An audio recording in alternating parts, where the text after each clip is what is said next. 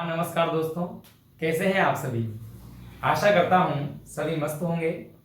सभी को अपने अपने परीक्षा परिणाम की प्रतीक्षा है।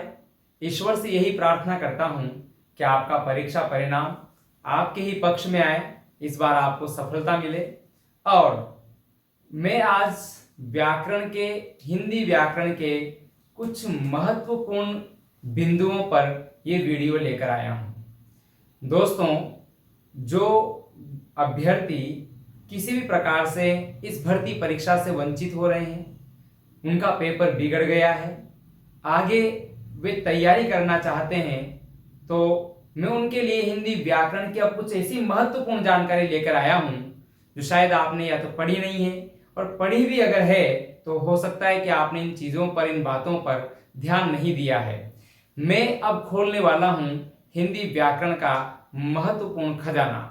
आजकल प्रश्न पत्र में किस प्रकार की प्रश्न जो है आने वाले हैं, या आगे आने वाली भर्ती परीक्षाओं में हिंदी व्याकरण के संभावित प्रश्न किस प्रकार से पूछे जा सकते हैं, उन्हीं की मैं आज जो है चर्चा करूंगा।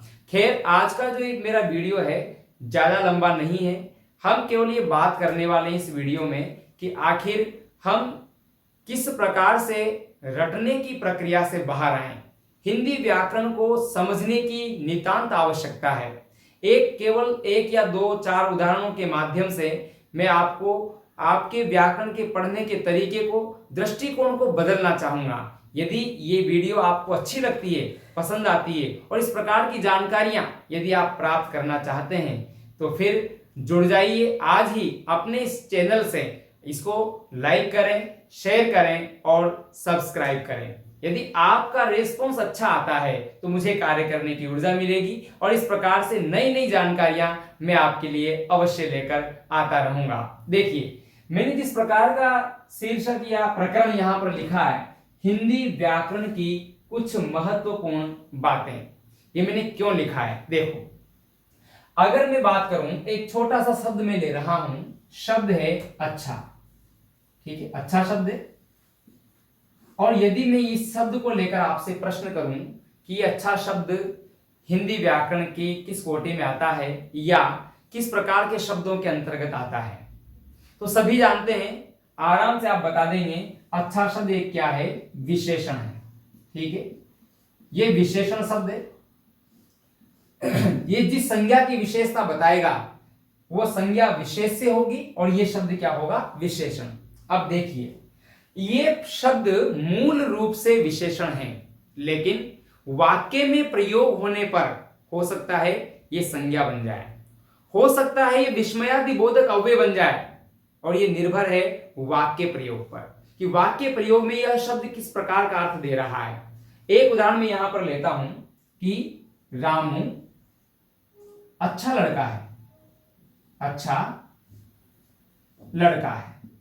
अब यहां पर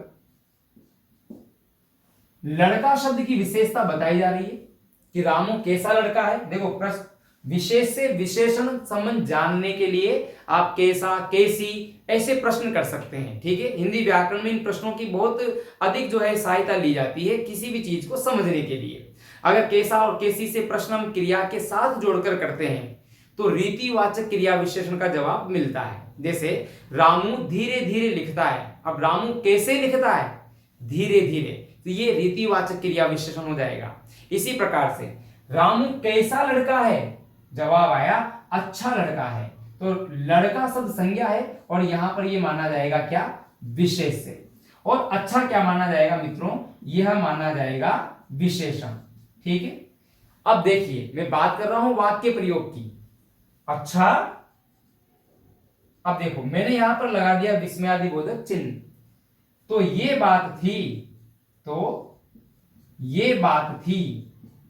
अब इस वाक्य को यदि आप देखते हैं तो यहां पर रेखांकित कर दिया जाए और आपसे पूछ लिया जाए कि अच्छा क्या है, तो आप रटने के अनुसार ये नहीं कह सकते कि अच्छा विशेषण है।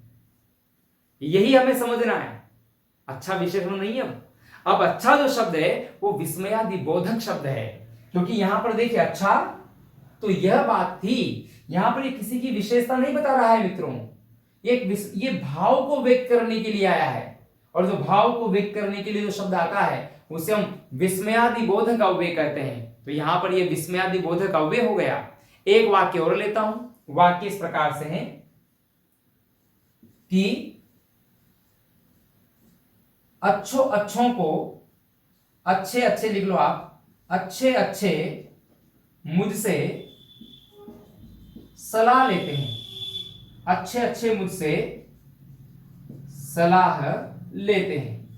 ये कोई भी वाक्य मैंने यहां पर बना दिया है। अब देखिए, अच्छे अच्छे मुझसे सलाह लेते हैं। अब देखिए यहां पर ये अच्छे अच्छे शब्द 2 बार आया, ठीक है। एक और हमने दिमाग में बना रखा है कि किसी शब्द की पुनरुक्ति हो जाए, पुनरावृत्ति हो जाए, तो वह शब्द जो है वो क्रिया विशेषण बन जाता है। जी ऐसा नहीं है। अच्छे अच्छे यहां पर कई लोगों के लिए शब्द आया है, और कई लोगों के लिए जो शब्द आया है तो यह जातिवाचक जो है संज्ञा है।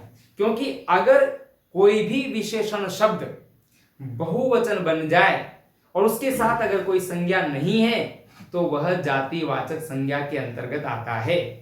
जैसे एक वाक्य में बताऊं आपको कि राम विद्वान छात्र है। अब राम विद्वान है, चलो छोटा सा वाक्य लेता हूं कि राम विद्वान है। तो राम की विशेषता बताई गई है, राम कैसा है, विद्वान है। तो विद्वान विशेषण है। अब देखो इस वाक्य को मैं बदलता हूं कि विद्वान सभी जगह पूजा जाता है। अब यहां पर विद्वान जो शब्द है वो किसी संज्ञा के साथ है ही नहीं, और जब संज्ञा के साथ नहीं है तो ये भला विशेषण कैसे हो जाएगा? क्योंकि विशेषण की परिभाषा तो आप जानते हैं, किसी संज्ञा की या सर्वनाम की विशेषता बताने वाले शब्द क्या होते हैं? विशेषण होते हैं। तो विद्वान सब जगह पूजा जाता है। अब बताइए कि विद्वान के नीचे रेखांकित कर दिया जाए और आपसे पूछ लिया जाए कि विद्वान शब्द है क्या? ये विशेषण नहीं है, यह हमारे मस्तिष्क में विशेषण के रूप में बैठा हुआ है, क्योंकि मूल रूप से विशेषण शब्द है। लेकिन वाक्य में प्रयोग होने के अनुसार देखिए, वाक्य में प्रयोग होने के अनुसार जब ये किसी संज्ञा के साथ नहीं आ रहा है तो फिर ये विशेषण तो हो नहीं सकता। तो फिर है क्या?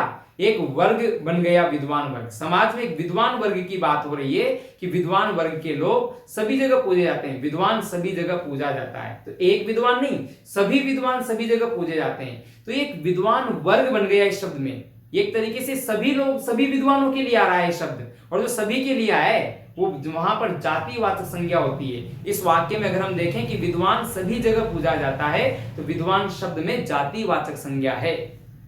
एक वाक्य और देखिए आप, मैं अच्छा की बात कर रहा हूं।